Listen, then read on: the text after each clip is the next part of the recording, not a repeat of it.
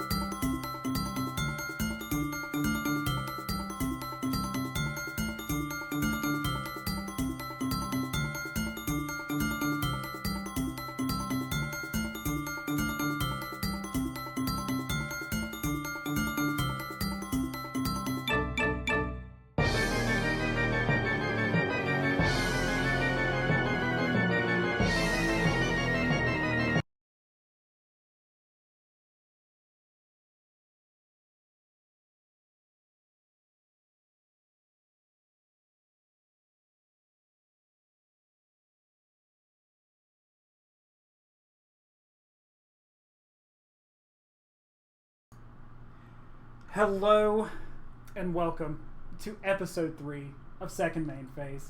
And it only seems fitting that we have a third person for episode 3. Ladies and gentlemen, introducing the beautiful Peach.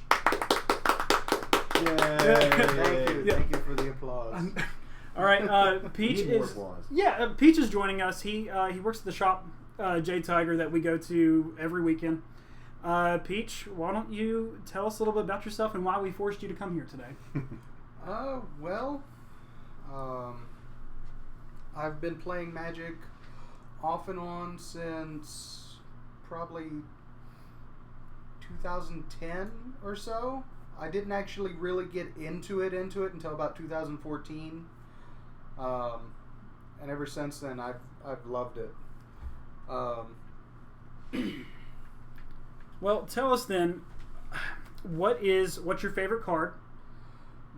Okay, don't laugh at me for this. You're already setting it up, man. It's going to be interesting. I can't wait for this. So he told me what it was before. Okay. And it's one of the worst mechanics ever in Magic. Oh, what mechanic would that be? Well, Can you guess? Let me think. What's the worst mechanic in Magic? Well, off the top of my head is Dredge because it's just No, it's such a yeah. I mean, it kind of goes hand in hand with Storm, but whatever. bad feeling type mechanic. Yeah. No, but it's actually so Helm of Chadzuk is my favorite, and it's an absolutely trash card. It's like a 1-drop artifact. It literally, all it does is it gives target creature banding until end of turn. Banding. I've never heard of this. It's awful. You've never heard of banding? No. That's because it was gone by the time you probably got back. I started in 2012. Yeah, So. Yeah. Banding was weird. Like the creatures had to like fuse together in a way. Kind of. So literally, think of it like, let's say you're going to go hit somebody with your car, and he decides to jump on your car with you. Yeah. That's how it works. Okay. Well, I love the art. This card is cool. Shut up. What? That is exactly why I love it. I was It's like, the- this art is metal, man. Exactly. I mean, that's what I love about it is the artwork. I mean, Mark Teaton did an amazing job with this, and this is kind of what pulled me in to like the art on Magic cards. Yeah, I mean, more so than the mechanics. Before I even understood how the mechanics worked, I was just like, this card's awesome. Yeah, card looks cool. Must be good. Exactly. Yeah, my that's buddies how it works, right? And then my buddies are just like, that card's garbage. You can have it. I was like, thanks. Yeah. Okay, Peach. So this is an artifact card. Yes. What's your favorite color in Magic? My favorite color? Artifact is an answer. We will Colorless is an answer. we will let that ride. But what is your favorite color? Probably going to have to go with blue. Blue. Blue. Why, you degenerate? So some of I really like control. Okay. Okay, good answer. You don't need to say anything else. Perfect. What's your favorite archetype? Favorite archetype? That's a tough one. Yeah, because my secret one's goblins, and yours is what, Delver? Yeah, that was kind of my little trick. What do you think, Peach? I know it's a tough question. Yeah. That is a tough one. I see you play a lot of ramp all the time. I do, but that's because it's in the meta right now. The answer is standard. mill. The answer is Oh mill. yeah, I know that's the correct. Because when we meet Peach, I mean, it's what's around the shop. It's like, oh, you played Peach's mill deck. Oh, you played Peach's mill deck. I'm like, what? Somebody's running mill, and I had to play it. And it's Peach. It's Peach. He just loves making you put your stuff in the graveyard. I know. I'm not running it right now in standard, but I've been building one. I've been working on one for modern for a while. It's been really hard to bring one in because cards are expensive. Yep. Okay, so we're going to get into that here in a little bit, because last episode we ended with Daniel was going to talk about some finance for Magic. So I'm going to give you a one or the other question, Peach, because the next question I'm going to ask you is going to lead into why we got you here.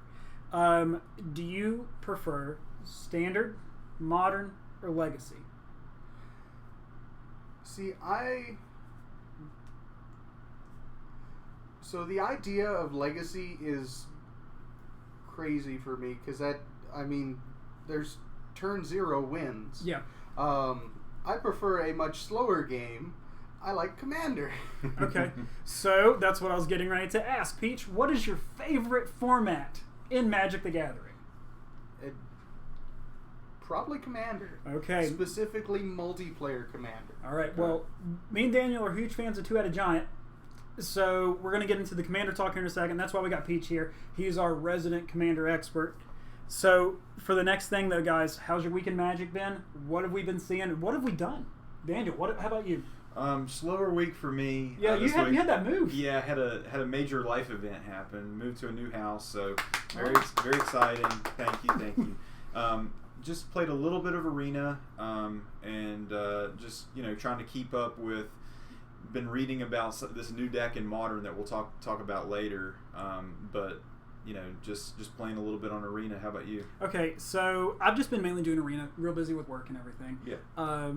But one thing I have loved was Two-Headed Giant this weekend at J Tiger. We did it. Who won? I don't remember. Second main phase? Was it second main phase? Did they win? Yes, it was. Okay, so Peach did play there with another guy that goes to the shop. And one thing that we were trying to figure out was how to build the best deck together. Yeah. And I was scared the first game because we played Peach the first game. Yep. And what was the card that you guys played that doubled y'all's life total?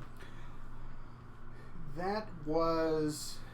It's that Orzhov split card. It's the Orzhov split card. and halved our life total. Yeah, it's half the opponent's life total and double your own life total. I can't think of for the life of me. Regardless, they got up to how much life? 70 something? 76. Yeah. And we got down to 7? 7 life. 7, and then we flooded out, and that's the only reason you guys made it. Yeah, it wasn't. No, we're very skilled Magic players, and we expected that to happen. Oh yeah, we accounted for that. Yeah, we planned drastically account ahead. for the luck factor. Yeah, no, Magic is we never not had it. Mm-hmm. All right. Okay, so, but this weekend now, guys, we're starting up. This is our draw step. This is the new stuff.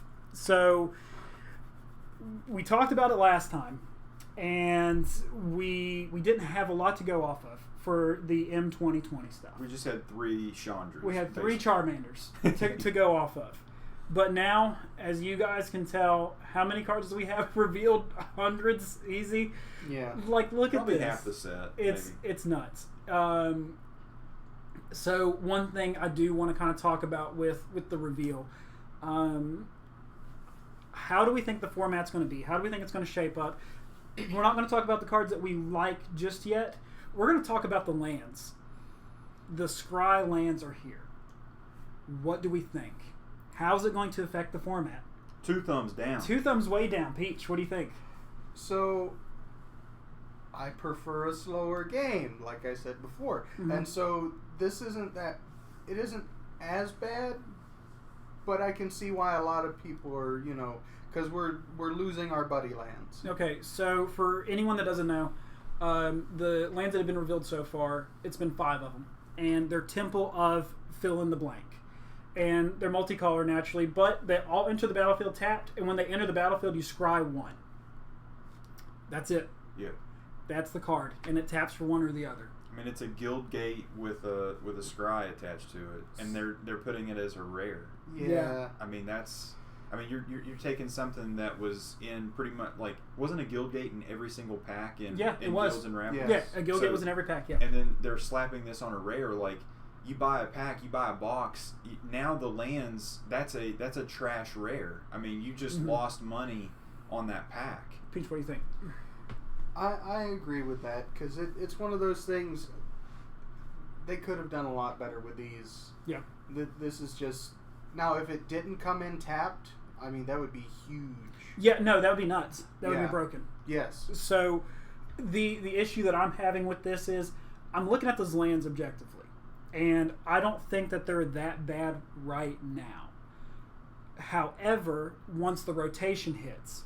Then we're going to miss all our buddy lands and stuff like that. And so these are going to have to be those replacements. Yeah. And they're not good. At this point, you might as well just... Will these actually see play? I... Might not have a choice. So for right now, though. For No, right not now, now. I don't think so. So what's crazy is when we drafted 2-Headed Giant yesterday, dude, we passed up lands like this. Really, we didn't need it. Exactly. Yeah, I mean, once you get kind of to the point where you've got 4 or 5 dual lands for mana fixing, when I was running 3 colors, I mean, we were pretty much good. Yeah. So. But it wasn't a priority for me. I was only running 2 colors. So let's recap here. What rotates out? The stuff from Ixalan and the stuff from Dominaria, the lands in there. So that was all the color combinations. Yes. And they're all the check lands. Mm-hmm. Yeah, absolutely. So, I mean, we still have the shock lands, but we still have to have some type of mana fixing. I don't think we run play sets in these in new standard. I maybe 1 or 2, maybe. I don't know. Yeah. I'm just curious to see what they're going to put in the set that's going to make everything... Because the rotation's in October? In October, yes. Yeah. End of September, early October. I just wonder what they're going to put in there in the meantime. Well, so As far as that's concerned, what's our favorite cards right now? Go ahead, Peach.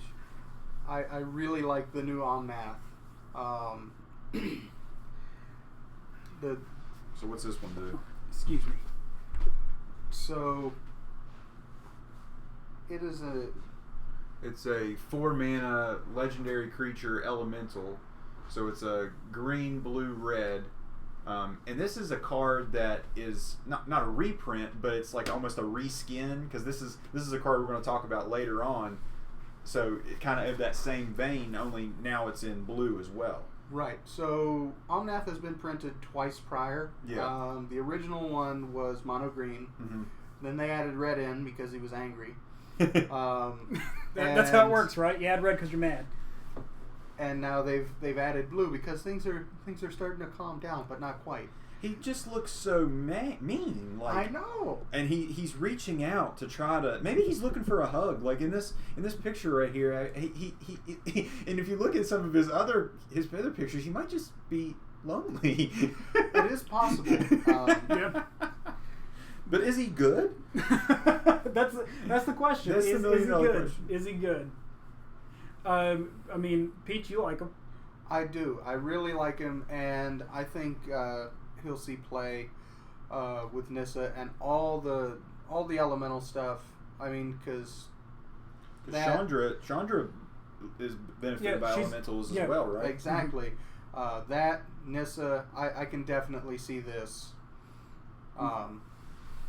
being played Okay. All once right. this set comes out. Cool. Next card. Daniel, Yeah, was this one yours? Yeah, this one was mine. So I like this card because What is this card exactly? it's a, well, first off, it's a 2/3 dude for 7 mana. Whoa. Okay, Agent Whoa. of Treachery sounds terrible. This Yeah. this has to be an incredible card for a 2/3 dude for 7 mana. Well, when it enters the battlefield, gain control of target permanent. So basically, it's a mind control. And what was mind control that rate? 5? 2 blue and 3 colorless. Yeah. Okay, so in the format right now, we have was it mass manipulation, Mhm. which is seeing standard play, right? Yeah. And that's a 4 blue and 2 colorless and if you pay 6 mana, that gains control of target permanent. Right. So this is already, you're getting a 2/3 body for 1 more mana at the very worst, and mass manipulation is already being played. But this has a little bit more spiciness on the end of it. What else does it do? At the beginning of your end step, if you control 3 or more permanents you don't own, draw 3 cards. How are you going to pull this off? So I'm hoping, thinking about Are you it. hoping for like a mass manipulation deck? Yeah, well, so there's other ways of controlling permanents. Like Hostage Taker, well, that's going to rotate out, but we'll still have it until October. That would be an example where you're controlling another permanent in that kind of situation. So, I mean, basically you're going to have to control other permanents, and in that way, I mean, it has a little bit of that extra spice on the end of it to draw those cards. I just think this is a cool card. Yeah. I remember seeing it, and I was like, "Whoa, this is neat." And then I was like, "How am I going to manage this? This is 7 mana. This card is a definite pass in draft." Right, but mana, I think at this point, especially with all the ramping abilities, I mean, I see this in a green-blue type deck in that same vein of the Simic mass manipulation, because with cards like Nissa, we have ramp. I mean, we've got Paradise Druid, and we see that's on the top tables. I mean, these mana dorks and then the mana ramping is, I don't see the mana being the issue. Well, if you play any sort of blue-green, mana will never be an issue. No. True. I can also see this running in Sultai. Okay. Because of what's it called? The 3-drop flyer. When it hits, look at the top 2. You can exile it and you can cast it. I'm not sure. Not coming to mind. It's out of I think out of guilds. Okay. We're losing, for that Sultai, we're losing the Branch Walker, we're losing those Merfolk. I don't know if Sultai will be viable. I hear what you're saying. It's a good color combination. I just am curious as to will that archetype still be around? because after rotation, everything might shrink back down into 2 color combinations. Yeah. Our 3 colors may be out the window. For the time being, but we don't know what set's coming yet either. Right. You know what I mean? Now my card, Leyline of the Void. They did it. They did it. So for 4 converted mana cost, 2 colorless, 2 black, it's an enchantment. If Leyline of the Void is in your opening hand, you may begin the game with it on the battlefield. If a card be put into an opponent's graveyard from anywhere, exile it instead. So we were talking about this last time. No, this was episode 1. Oh, episode 1, Graveyard Hate. That was kind of what we said, right? Yeah, there's nothing. There's not a lot of graveyard hate. We had Ashiok. Yeah. You know, but that's Ashiok. And Ashiok's not seeing play in any and standard it drives deck. me crazy because I feel like it's a good card. You know. Oh yeah, definitely. I think all the ley lines are good, Mm-hmm. but I think that this one is top tier. So Sanctities are reprints. Mm-hmm. Is all and all the rest of them are new, if I'm not mistaken, or is Anticipation a reprint as well? I believe Anticipation's a reprint. Okay. Okay. I'm not really familiar. I just seen Leyline of the Void and got so excited. What do you guys think about this? Why do we need it? Why is it here? Because Leyline of the Void's $50. I think this was just so they could justify reprinting a card that's fairly expensive, Mm-hmm. you know, by card standards. I think they mainly did it for the modern players. You really do? I do. Okay. Another one I think that was definitely done for specifically Dredge players was the Rotting Regisaur. Which one is that one? Is that a 2020 reveal too? That is a 2020 reveal as well. It's down, just scroll down a little bit. Whoa, right there. Black, 3 mana. Oh, there he is. Yeah. When I seen that card, I got really excited. Well, of course you did. It is awesome. It is. 3 mana, 7/6. You have my attention and curiosity. Regular Django Unchained. Yeah, dude. regular Django, you know what I'm saying? At the beginning of your upkeep, you discard a card. Whatever, I got a 7/6 on the battlefield. You're going to have to deal with it. But then that discard can benefit you in so many ways. Oh, yeah. Mm-hmm. Some cards want to be in the graveyard. We know that. And Dredge, you're right on the money. Oh, yeah. And even in Standard, I think Undergrowth might make a comeback with that. Man, whenever I seen because the first ley line that they showed was the white one, right? Yeah. And I was like, oh no, it's coming. Mm-hmm. It's coming back. And I got so excited for it because, I mean, I played in Modern, and I can't wait to play it in Standard now. Yeah. I just hope that there's actually a need to really play it in Standard. Because as of right now... It'll probably be a sideboard card. Yeah, definitely. Mm-hmm. All right. Daniel, was this one yours? Yeah, this one was just cool. Night Pack Ambusher. I like this. It's a 4/4 flasher, so that's kind of cool. Yep. And other wolves and werewolves you control get +1/+1. So at the beginning of this is where it kind of gets in the meat here. At the beginning of your end step, if you didn't cast a spell this turn, create a 2/2 green wolf creature token. So why I think this is good is when you're playing green, you have mana rampers, and if you're so say you top deck something, and this is on like turn 6, 7, it's kind of a grindy game. That Land of War Elves that you were just going to play and just lay out there, you now hold that back, and you're making a 2/2 wolf that gets a +1/+1 buff. Right. So, I mean, this is a card that obviously it has the flash ability, so you know you can surprise blocker here, but it also has good late game value where you can just keep creating chump blockers for nothing or value. Yeah, just value for nothing. Oh, you keep top decking land. Whatever, I still get a 3/3 wolf. Yeah, and I mean, if you got 2 of these on the battlefield, I mean that's it's not legendary. No, that's a problem. Yeah, I like it. I think this card's great for draft. Yeah. Oh yeah, Yeah, definitely. that card is stupid Absolutely good for draft. I just thought it was cool because doing nothing allows you. You're rewarded. Yeah, and I don't remember ever seeing that on a Magic card. Maybe I'm mistaken, but like not casting a spell. So that is a recurring theme with werewolves. Okay. And that's sort of like their thing. Was that an Innistrad? Because it was Innistrad, and then they did it in the Shadows over in the whole entirety of Innistrad. That's an Innistrad Gotcha. mechanic. Okay. All right. Next up, Daniel, you really wanted to talk about this one. Yeah, well, you guys kind of... First, it's my favorite artist. Yeah, Seb McKinnon, this Yep. guy. Man, He's killer. He This- can do no wrong. This art is just like, man, this is the old school Yep. Exactly. Magic card art. And see, I miss this kind of stuff, this kind of artwork. Mhm. And Because just look at the card to the left of this. I mean, I'm not trying to be a jerk here. What's to the left of it? Masterful replication. Oh, Okay. sorry, I thought you had that up on that screen. No, I had it up here. Oh, I got it right here now. Yeah, I mean, this is like a looks computer-generated digital. image. I mean, the scheming symmetry. I mean, this has been this is painted or drawn With love. Yeah, I mean, He's got several other cards in this set as well. It's this one right here. Blood for Bones. Yeah. That's another Seb McKinnon card right below it. I mean, and you can always tell can his tell. style. I Yeah. mean, it's killer. It stands out. So the R&D that went into this, the guy we met that you had to get the picture with, the Gavin Verhey. yeah, the lead designer. Yeah. So this has been a card that has been sitting in the banks for a while. He kept wanting to put this in and then they finally gave him the go ahead to do that. So I thought that was kind of cool. Yeah. And then so the actual text here: choose 2 target players. Each of them searches their library for a card, then shuffles their library and puts that card on top of it. So right off the top, this is like in Two-Headed Giant or Team Commander. This is like awesome. Yeah, dude, okay. You both get to tutor up something. Well, I have a question. Yeah. How much mana is this card? Just one, man. Just one black mana.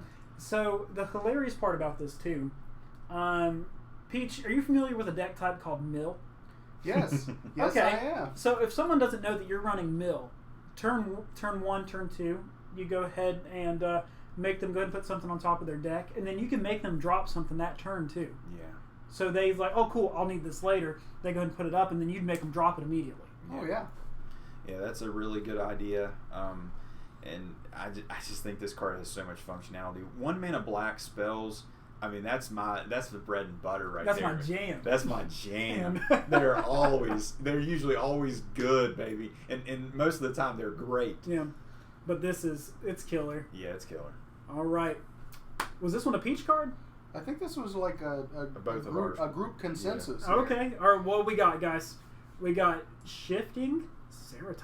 Mm-hmm. What does this bad boy do? Okay, so it's a 5/4 for 4. Already good. Oh yeah, It's green. Already good. can't be countered. Okay. Good. Protection from blue, Okay. and there's more.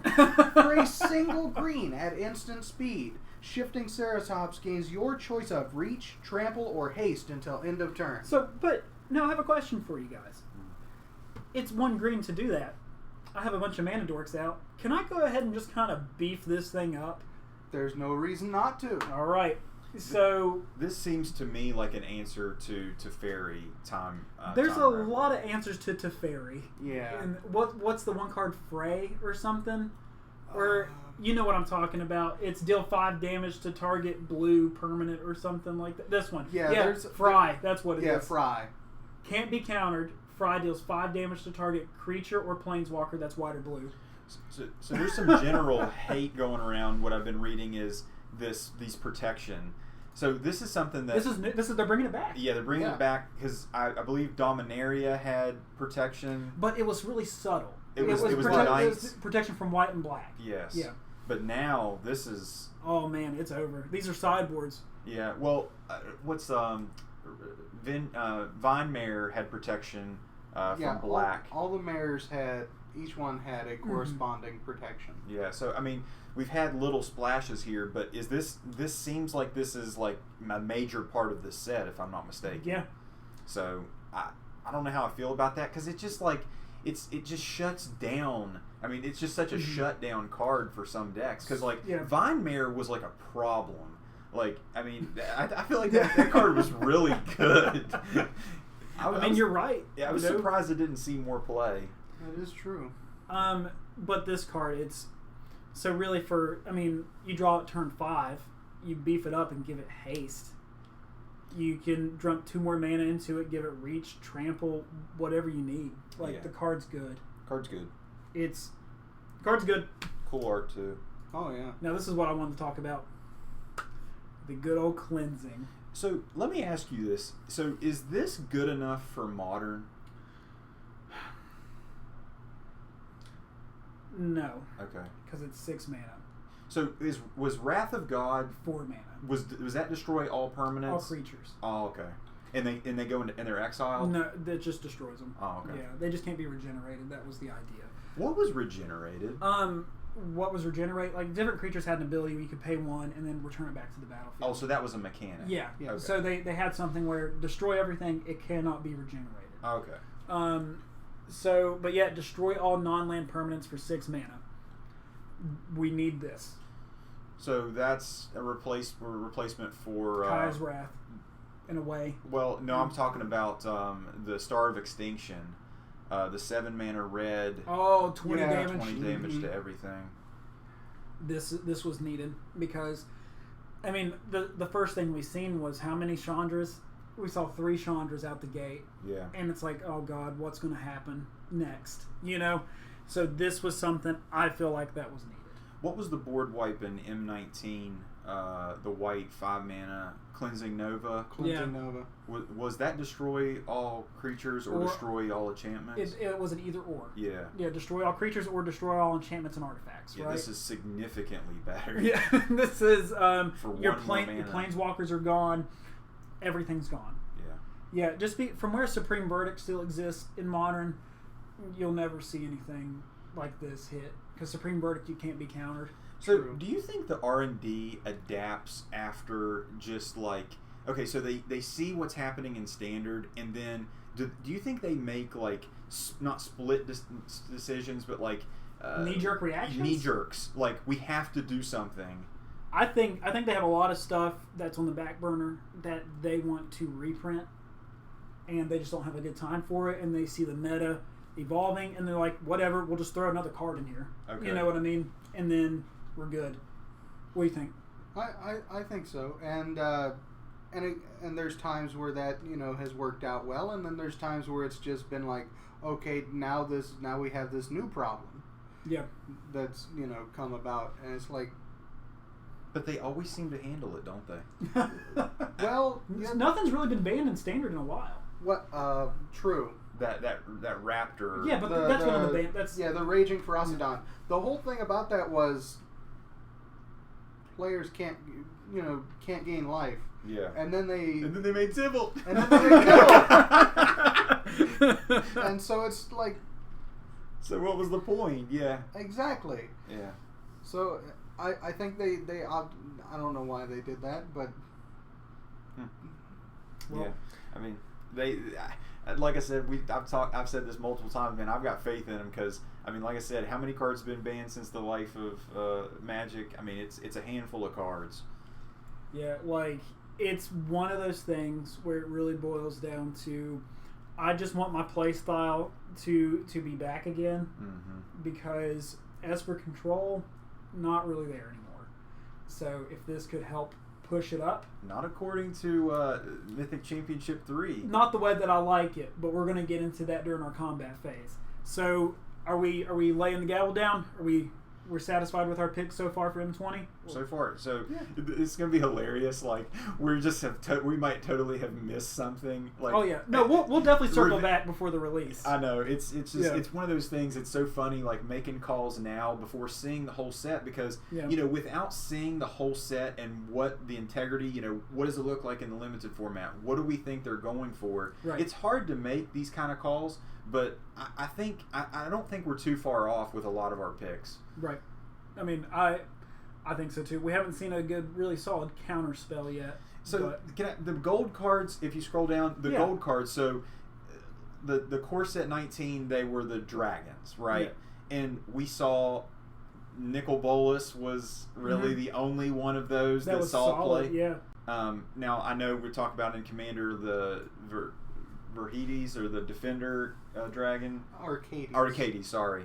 Yeah. So will these cards are these standard cards? Are these modern cards? Are these leaning towards Commander because they all look they are all legendary creatures. So yeah, I do want to touch back on this. So we'll just keep that in the back of our heads because one clearly reads other multicolored creatures you control get +1/+0. Yeah. So is it a Commander card? So, but now we're going to go and get to our main phase. I'm going to take a step back on this one. Daniel, this is all you. Okay. Magic the Gathering Finance. Yeah. So, man, Magic is expensive, you guys. Magic is expensive. Without a doubt. So, Mom, if you're watching, sorry, but I spent a lot of money on Magic cards. Yep. And I kind of wanted to kick this off here. But it's like, how much money are you guys willing to spend on an individual Magic card? Don't ask me that. Peach, what do you think? So Do you mind me asking? I mean, what's the most money you've ever spent on a Magic card? So, in all honesty, the most money I've probably put into a single Magic card was probably $40, and that was because it was foil and it was cool. And you're a reasonable person. What was the card? I honestly forget now. Okay. Because I got it and I was like, this is cool, and then I ended up trading it off somewhere. But that's my thing is I don't buy a lot of singles. Yeah, you trade. I trade. Yeah. That's my thing is I'll pick up, and so I sort of act like a broker for a lot of stuff. Like I traded some stuff that someone was needing for a modern deck and picked up like a Polluted Delta and some stuff like that I was wanting. Okay. What about you, Alan? $250 for a single card. So were those My Bayou. Bayous? Yeah. Mm-hmm. So these are. I mean, so what that was in revised? Yeah.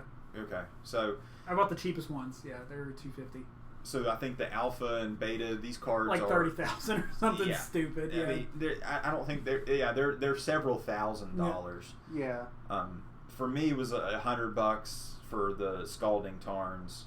Which is ridiculous. Why they're that much? Yeah, it's silly. But I just the thought process of the willingness to spend that kind of money, because Wizards has their financials of an individual card is not on their mind. They are trying to course correct, like we just talked about with Leyline of the Void. They are trying to course correct their meta. Yeah, these metas, because I mean the accessibility.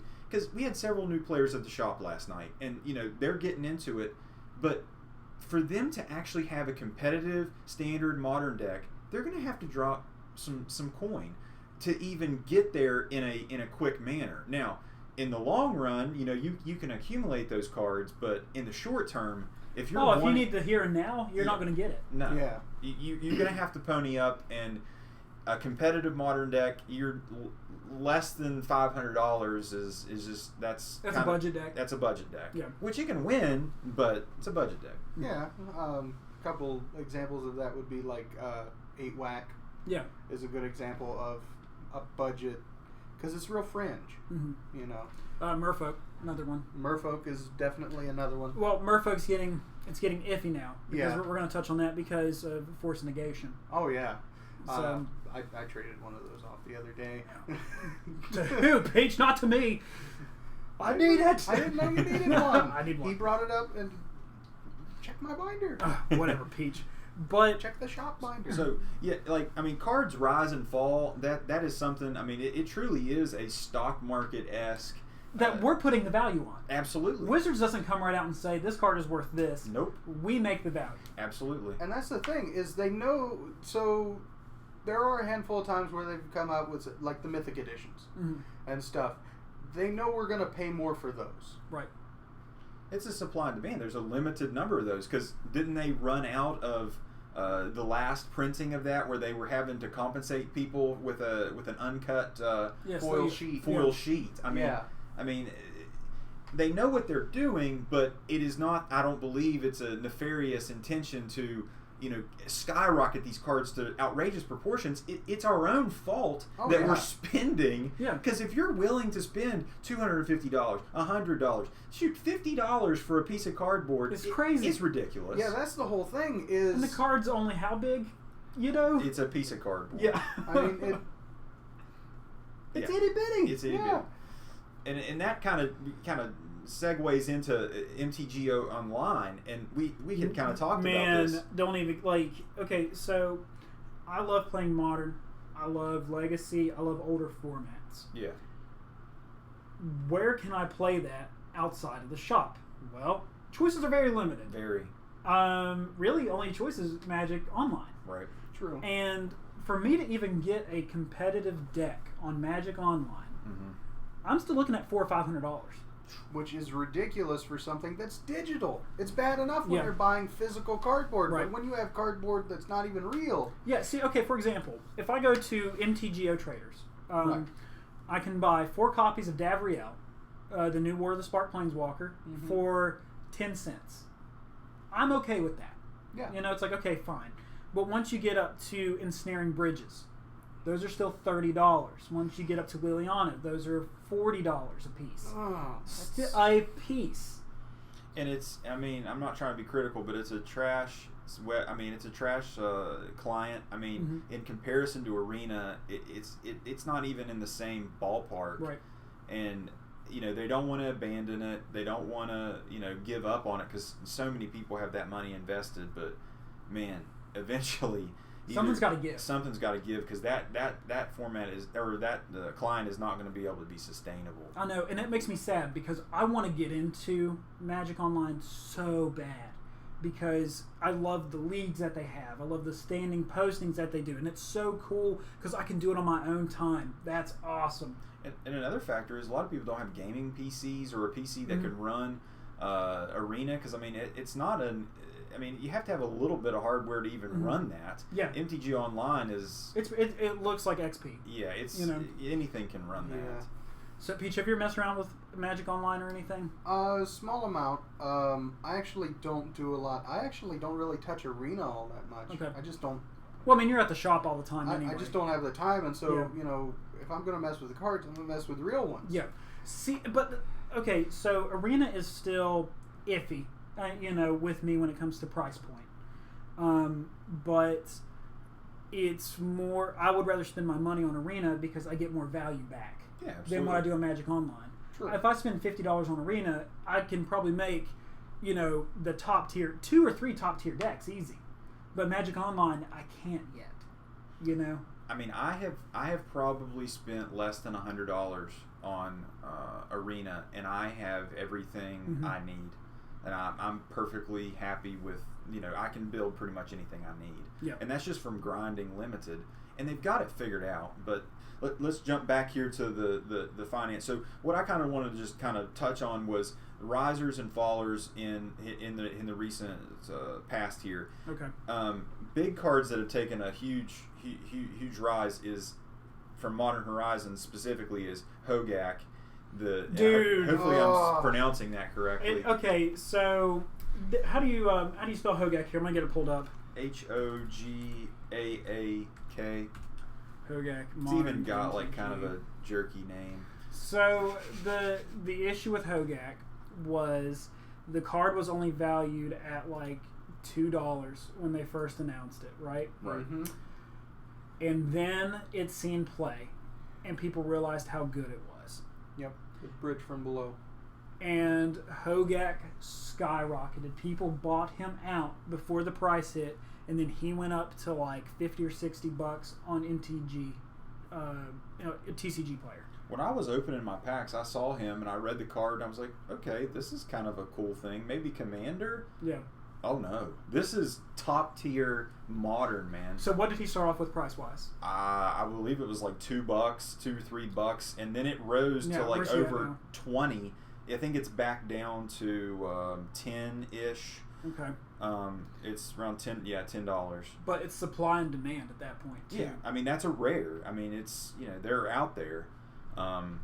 Another card I kind of, and in the same vein, Vengevine, which was a reprint we got in Ultimate Masters, which is an integral piece to that new deck. Bridge from Below, and then Altered Dementia, a reprint. Altered Dementia. Yeah. Yes. Okay. I love it. So where was it? Where is it?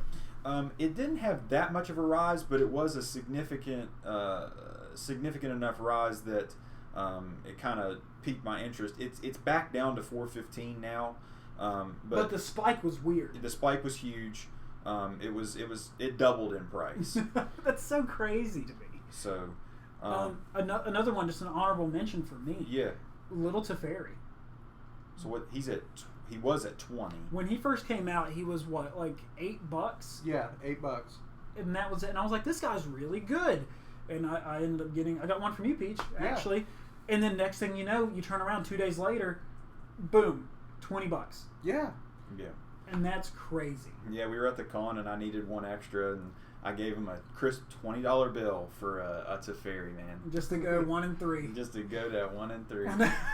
Dang.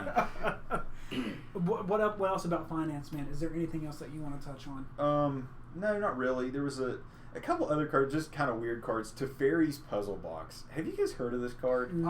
I have, because I like older cards and just like looking them up stuff. Yeah, this card is kind of silly, and Well, the art's sick. yeah, the art is crazy. And then this is one of those cards that you probably opened as a kid, and you were like, okay, when am I ever going to use this? Well, Narset happened. Yeah. And this is crazy with Narset. So Yeah. at the beginning of each player's each player's draw step, That player puts the cards in his or her hand on the bottom of his or her library in any order, then draws that many cards. yeah. So you both do this, and then Narset, you're not allowed to draw any more cards. Like, you're stopping the opponent from drawing any cards. Yeah. You can only draw one. So I mean, this is crazy with that. What happened to it price wise? It was I'm trying to find it here, but it like quadrupled. So while you look for that, that's just kind of something. I mean, Peach, you love it too, but Narset, man, she's defined a lot of different stuff. Oh yeah, And absolutely. It's crazy. So a 3-mana planeswalker, who would have thought, is good, and stops card draw. I know. So Teferi's Puzzle Box it was $6 on January 21st. On June 10th, it was $34. Okay. So I mean, and man, like to just find this card, find that interaction. That's what's so crazy to me is like, I mean, the people's minds, the gears are grinding. How Yep. can I just abuse this? Yep. And they found it. They found it. And just think how many people have this sitting in a bulk box somewhere in their closet Yes. or in their attic, Yeah. and now they it's probably have like a ton of them. It's like, this ain't nothing. yeah, exactly. And That's just so cool to me. Yeah, we can move on. Yeah. But yeah, just a very interesting kind of topic to me, to the whole finance of Magic, and definitely something that we're going to have a consistent part of the show. Yeah. Too.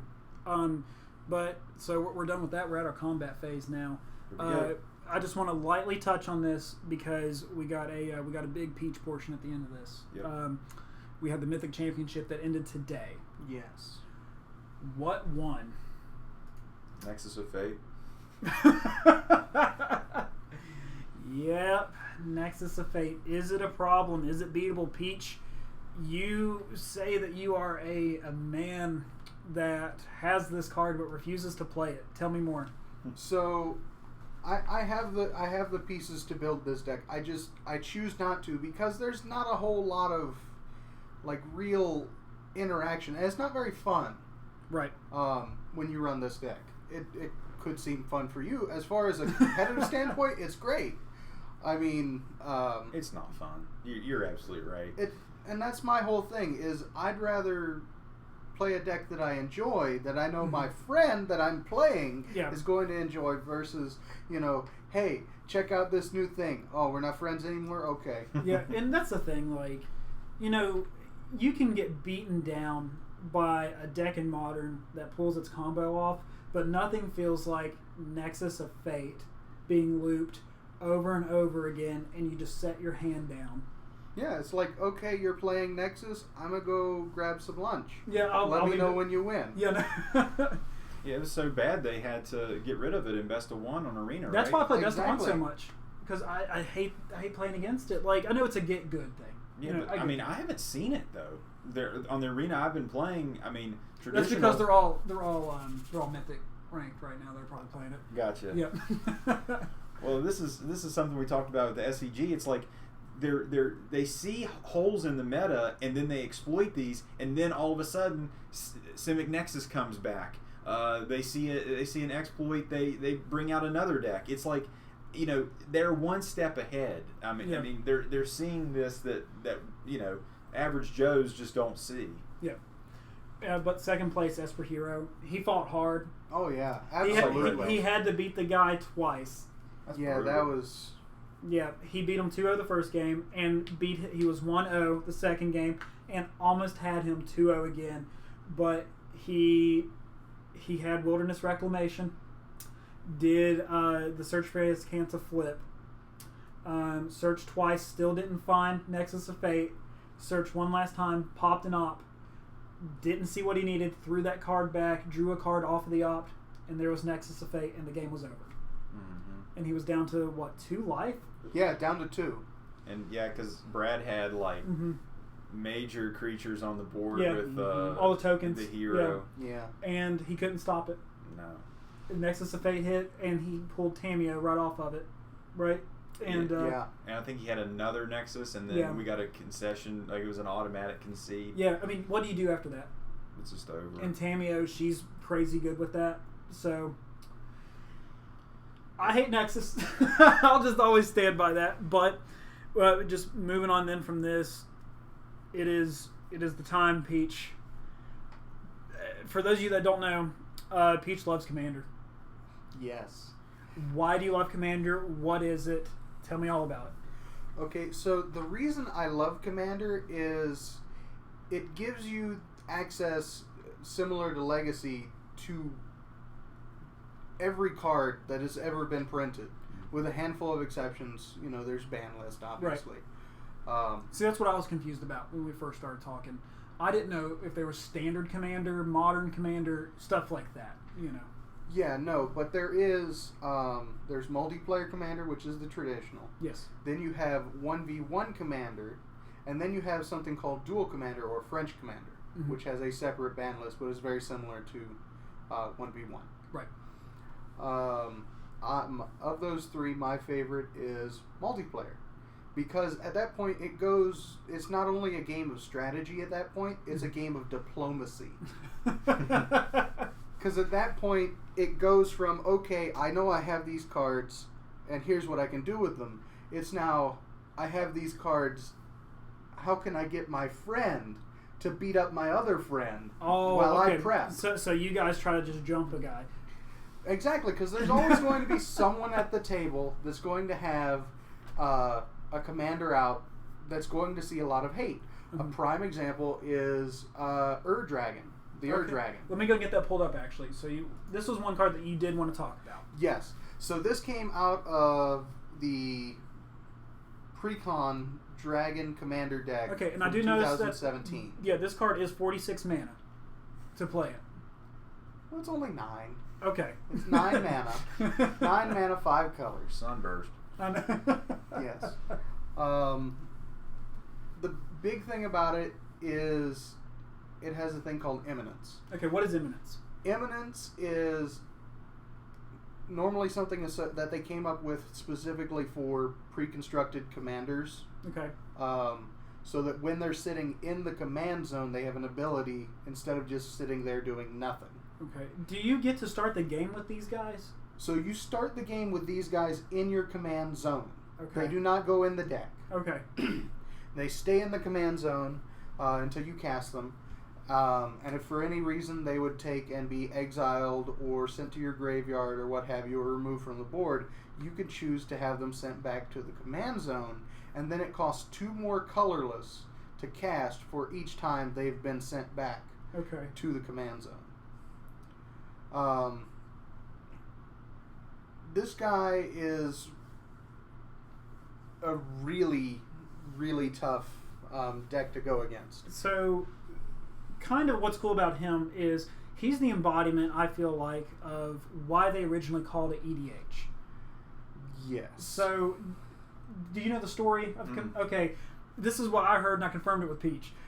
It was a story of judges just got so tired at the end of their day from judging all these standard and modern stuff that they would go back to the hotel and they just made up their own game. And the original name was what? Eternal Dragon Highlander. So that's why they call it EDH. Yeah. Okay. The Eternal Dragon part comes from the original 5 legendary dragons that Okay. were out. Legendary creatures. They were that was the big thing because each one had Nicol Bolas. Nicol Bolas was one of them. The original Arcades and stuff like that.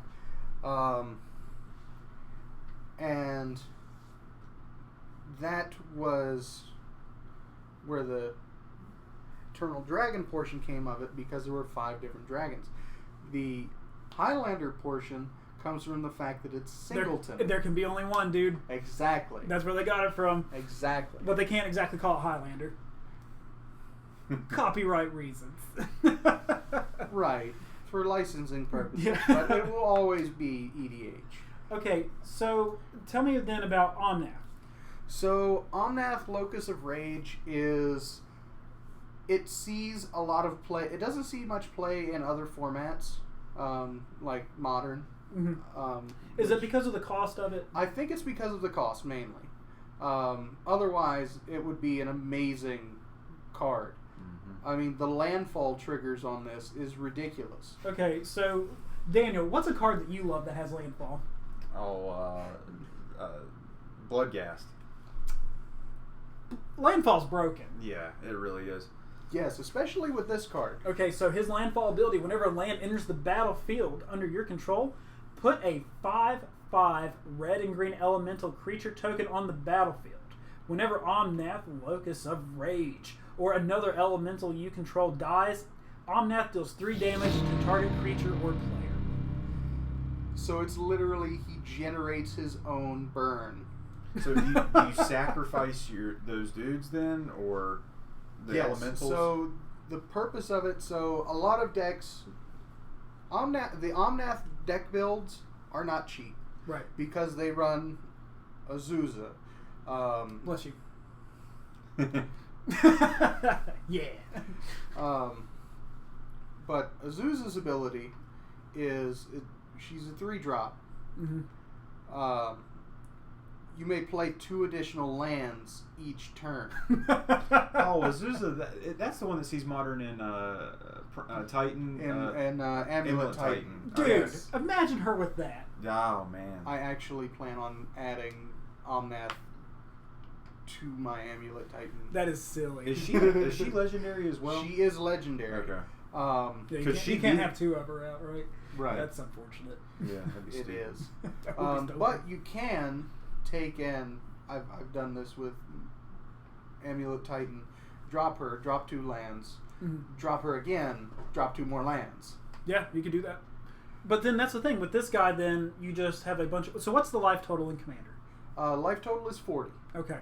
There is also a thing called Commander Damage. So if you take 21 points of Commander Damage... Well, and I do know this. Originally, why they had it 21 points, because all the dragons were like 7/7s, right? Yes. And they took 3 damage every turn. I did my homework, man. Dude, you know a lot more about this than me. Well, I know the history of it because I had to look it up.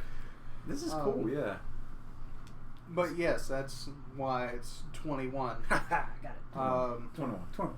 I should have called the episode 21. 21 Savage. So, what was... Okay, now the last one that you did want to talk about that we could touch on, this was Kozilek. Yeah. That's because you said you actually play this guy. I actually run Kozilek the Great Distortion. He's... Okay, so he's Eldrazi.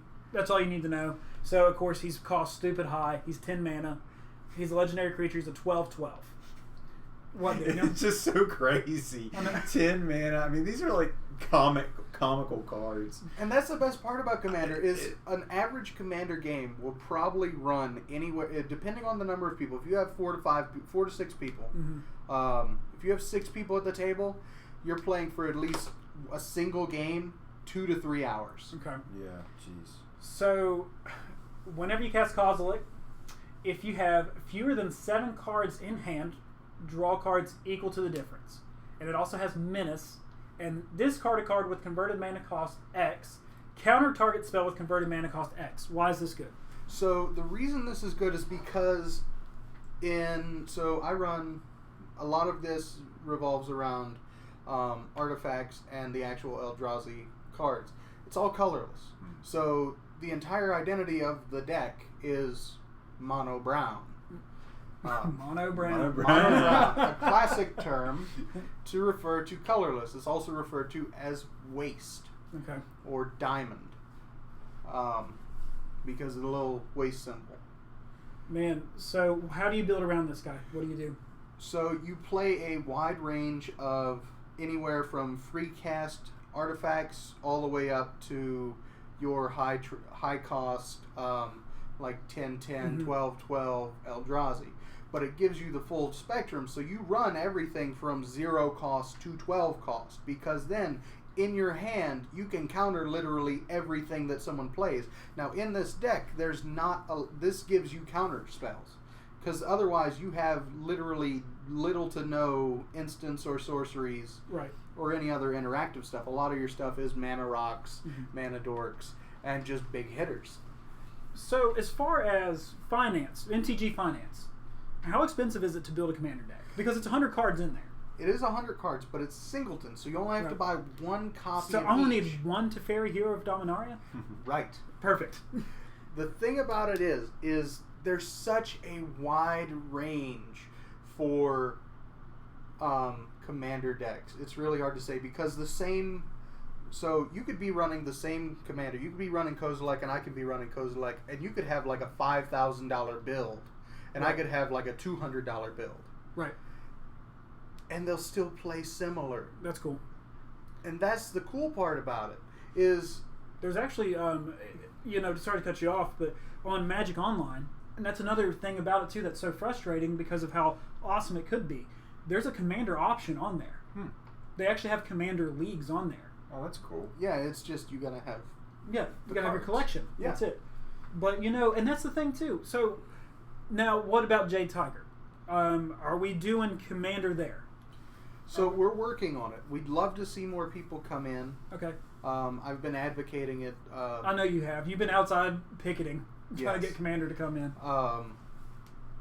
But some of our regulars, they've been, they haven't actually played Commander Yeah. before, a lot of them. And so, I'm going to go make the judgment call for you. If anyone's listening that is a shopper of Jade Tiger, Peach will love to play anytime Commander. I'm sure that's true, right? oh yeah, absolutely. I mean, I'd love to play any format, really. I mean, but I'd love to get Commander going, because it's so fun, and it gives you more to do with some of those like crazier cards that you see. It's like, there's no way this would work in a regular, in Modern or in Standard, but in Commander it can. What's the best advice you'd give for someone new starting off for Commander? Someone new starting off for Commander, and I hate to say this because I work at a game store, but buy from Jade Tiger. Well, aside from that, Jade Tiger Games, Oak Hill, West so Virginia. the best thing I can say is find either a mechanic you like or a theme. It could be tribal. I mean, Merfolk Tribal is a staple in Commander. I mean, there's so many different options. I mean, you can run literally anything you want. You can even have it set up to where you run a specific artist. So one thing I think is cool is like you can use cards that you maybe just have one of in your binder. Exactly. And it's like stuff that you got from your packs, and it's like, okay, well I don't really want to flesh out a whole playset of this, but let me throw it in my Commander deck. Let's see if it sticks. I think that's a cool thing, that it's like it's cards you wouldn't normally play with. I do like that idea. Exactly. So what else would you have to say before we move on from our Commander topic? Probably I'd like to touch on a new format that they brought up called similar to Commander, called Oathbreaker. Okay, yeah, I did hear about this. So it's very similar to Commander, but instead of having a legendary creature, you have a Planeswalker as your Oathbreaker, and they have a signature spell. So you pick a instant or sorcery, and you have that, and those set in the command zone. You can only cast the signature spell if your Planeswalker is on board. So this has seen a lot of mixed feelings from the Commander community. Okay. Mainly because it's not. A lot of people have said that most people are building competitively, which is, if I get on the topic of competitive Commander, that's It just does not sound like a competitive format in any way. Oh, he's going. Oh, he's going. there is. I just don't. I mean, I get that, but it's like. I mean, I feel like Commander is something just more fun. I mean, It is, but people have been making it competitive by taking and bringing in stuff that's like people just spend ridiculous amounts of money going back to the finance, just mad money. Pay to win. so Exactly. you don't like that. I mean, you hate that, right? I don't really care for that at all. Yeah. I prefer, yes, Kozilek seems a bit, on the cheaty side, but my deck's only around like $200 once I counted out all the stuff. But I had most of them because I built onto them. I actually, like, Zendikar and Oath of the Eightwatch and stuff. Zendikar was the first pre-release I actually went to. So it's like it's near and dear to the old. Exactly. And so Near and dear to the old ticker, dude. And so I already had a lot of the pieces that I was needing for it in my collection, but I only had like one or two of. And then I've picked up pieces over the years. Like I just picked up Kozilek here recently. Before that, I was running Traxos. Okay. But so now, just going back to Oathbreaker though, why are they so divided? Because there's a lot of busted combos, and it's odd to say that. It's the modern of Commander. It's the modern of Commander, and it's one of those things. It does well. It's more like the legacy of Commander, because legacy there are turn 0 wins. Yeah. In Oathbreaker, there are like turn 1 and turn 2 wins. Okay. And it's is it not, still is it still 100 cards? I think it's dropped down to 60. I thought it was 60. I think it's 60. Okay. But it's just one of those things. Some people aren't enjoying it, and for those people, I say continue with Commander. Yeah. But if you like Oathbreaker, play Oathbreaker. I haven't had a chance to try it. I'd love to at least give it a shot. Yeah. I mean, and from where it cuts down 40 cards, it might be cheaper to get into. Possibly, Potentially. yes. Depending on what it really comes down to what you're trying to build and what your budget is. Because there are great resources. EDHREC is an online resource. That is your Commander command zone. Pretty much. Yeah. That's where you go. You see all sorts of stuff. It gives you deck lists and everything. It gives you deck lists. It gives you what commanders are being played, and also it works with. You guys are familiar with Scryfall, right? Yeah. Scryfall also has a feature where you can search based on EDHREC's listings. That's cool. So you can search up cards that have like a specific, sort of vibe to them, and based on how often they're used in Commander decks. Okay. And it's a really great resource. That's cool. I'm on the site right now, and all the trending cards are goblins. Oh yeah, Krinko, Like the new all of Krinko. Oh, so gross.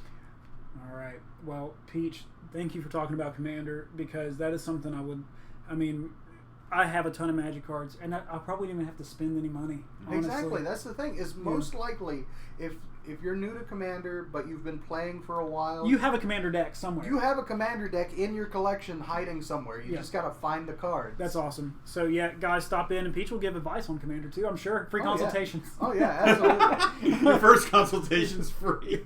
All right, guys. So we're gonna go ahead and wrap up the combat phase. And what happens after the combat phase, Daniel? It's the second main phase. Woo! Guys, before we wrap up, one topic that I wanted to bring to the table, just kind of follow back up on the state of the meta. How will 2020 impact before rotation? Will it see any impact that we've seen so far? We talked about the lands. We don't think those are going to do nothing. The lands aren't going to do anything, but as